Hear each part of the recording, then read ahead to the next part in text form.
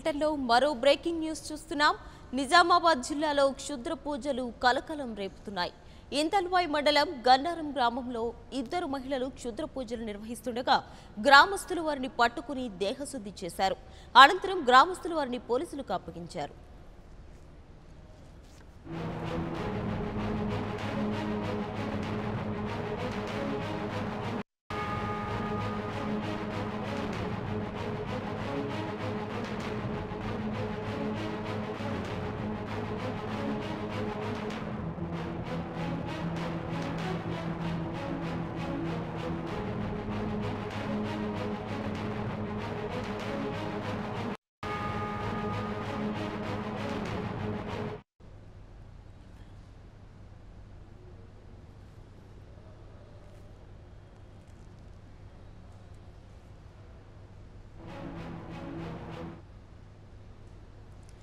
దీనికి సంబంధించిన మరింత సమాచారం మా ప్రతినిధి రాజేష్ ఫోన్ లైన్లో అందిస్తారు. రాజేష్, చెప్పండి, నిజామాబాద్ జిల్లాలో క్షుద్ర పూజలు కలకలం రేపుతున్నట్లు తెలుస్తుంది. మరి దీనికి సంబంధించి అప్డేట్స్ ఏంటి?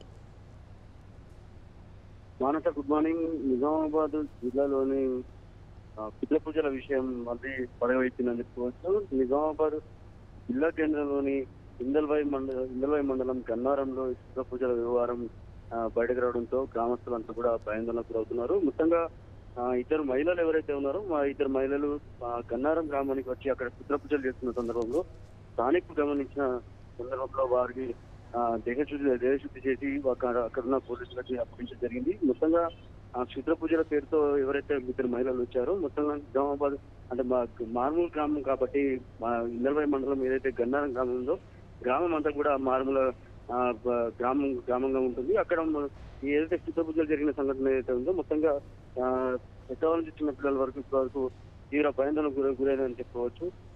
ఏదైనా అంటే ఇప్పటికే క్షుద్ర పూజలు చేస్తున్న సందర్భంలో అక్కడ ఏదైతే అక్కడున్న సామాగ్రి కానీ అలాగే సంబంధించిన కొన్ని చీరలు అలాగే వాళ్ళకి సంబంధించిన ఒక ఇంట్లో తలుపులు పెట్టుకుని క్షుద్ర పూజలు చేస్తున్న సందర్భంలో అక్కడున్న గ్రామస్తులు మహిళలంతా కూడా గమనించడం జరిగింది.